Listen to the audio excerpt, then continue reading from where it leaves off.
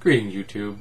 I'm going to be referencing an article from last month that deals with an update to the Murfreesboro Islamic Center controversy in Tennessee. I apologize that I'm over a month late with this particular article, but things stack up and sometimes I forget that I've got an article I want to talk about. And there are three brief passages that I'd like to read from this, and I apologize that my text reading skills are not the greatest here. So here we go. Opponents of the mosque who have sued the Planning Commission and other county officials have argued that it shouldn't have been granted a religious use permit because, according to them, Islam isn't really a religion. Next is a quote. To suggest that Islam is not a religion is quite simply ridiculous. Each branch of the federal government has independently recognized Islam as one of the major religions of the world, Martin said in a press release. The brief painstakingly cites proof from the Oxford English Dictionary, my favorite, Supreme Court rulings, presidential proclamations by Clinton and George W. Bush, and the writings of Thomas Jefferson that Islam has long been recognized as a major world religion. Of course, you know that Thomas Jefferson is a widely held socialist, so of course his ideas can just be discounted. That would be my sarcasm face.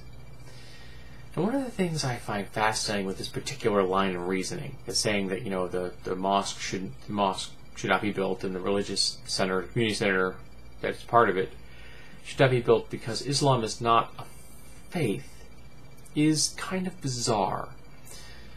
I mean, I am not an Islamic scholar, but I have read about the history of the faith to a certain degree. And just as Christianity builds on the faith of the Jews, Islam builds on the faith of both the Jews and the Christians. You can, quite realistically, if you'd like to, see Islam as a later iteration of some of the similar themes that are contained within Judaism and Christianity. I'm not saying they're right or wrong or correct or what have you, but they're there. Islam recognizes Adam and Eve. Mary is a major figure. Christ is one of the prophets. So there is a distinct, direct lineage between Judaism, Christianity, and Islam.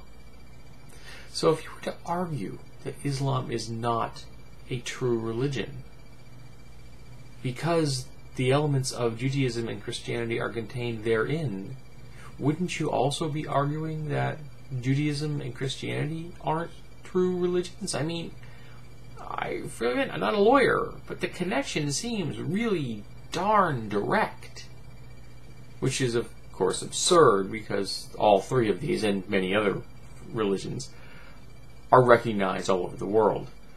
Now, you have to remember, I don't like organized religion. I see organized religion as one of the bad things that have grown out of human social constructions and events. While I firmly believe that every human being needs a spiritual belief system, I don't believe you need churches and holy books and priests or imams or rabbis or whatever you want to call them. You don't need these things. I believe in individual faith, and if you're going to congregate, I really would love you to congregate on the smallest possible unit you can get. I mean, in my book, a 13-member covenant's too big. Okay, I want really small groups of people who just want to come together and discuss things, which is what this interaction we have here on YouTube and on the internet is perfect for. Interacting with like-minded individuals without having to become a member of an organization if you don't choose to. But this reasoning in this case is absurd because this organization that wants to build this Muslim community center has been in this community for years, decades, I believe, and it was only when they decided to build a larger structure, and because they had outgrown the space that they had, that anyone got upset. They just, oh no, we can't have this. And of course, there's been vandalism. I think there might have been arson. There's been protests. A lot of bigotry and hate speech thrown at these people. And I, of course, disagree with all of that. You can disagree with organized religion without being hateful about it. I'm not going to tell someone their faith is wrong. I'm not going to protest their existence, especially if they're working within the law. I'm not going to vandalize their property or set something on fire or call them unpleasant names. Until an organization does something which is deserving of my derision, they're not going to get it. Which explains quite a bit about how I feel about the Catholic Church. But in this case, this Muslim community doesn't seem to have done anything wrong. They exist. They've existed there for years. They want a new space.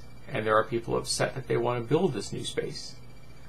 And people have asked me on this topic, oh, what would you do if someone wanted to build a structure near you like this? I was indifferent to it, you know. I live over a business, okay? There are things that are outside my control. I just accept them, because I have to. And someone said, well, what if, the KKK decided to build something next door? I said, well, first of all, equating the KKK and Muslim faith was offensive. But so long as the Klan had every single permit and everything nailed down and signed and dotted and the whole 9 yards, I couldn't stop them. Now, it isn't going to say that in a particular case that I might not protest their existence because they are the KKK. But I wouldn't stand in their way on legal grounds because I can't. I couldn't oppose them on free speech grounds because they have the right to speak and I support their right to speak. I, however, also have the right to speak. And I'm not attacking them. I wouldn't vandalize them. I wouldn't call them nasty names because it would be pointless. I would, however, call them bigots because that would be an admission of reality. So, this line of reasoning here that I've been listening to on this topic on YouTube is kind of surprising to me. And I see it in this article and I'm just dumbfounded that someone would say that Islam is not an official religion, so on those grounds we shouldn't build it. I don't care if the Pastafarians want to build a community center. They've signed the permits, and the government said it's okay. Get out of their way. I think it was Lincoln that once said, and this quote could be wrong, and I apologize, that what a man believes neither picks my pocket nor breaks my leg. And that's a really good quote in my book. It's a firm foundation for how you feel about those around you.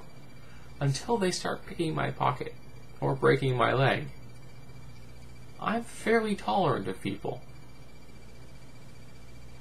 That's just me. Someone does something which I consider completely egregious, I'll step up to the line. The thing is, I don't think this Muslim community and this community center they want to build in Tennessee has crossed that line.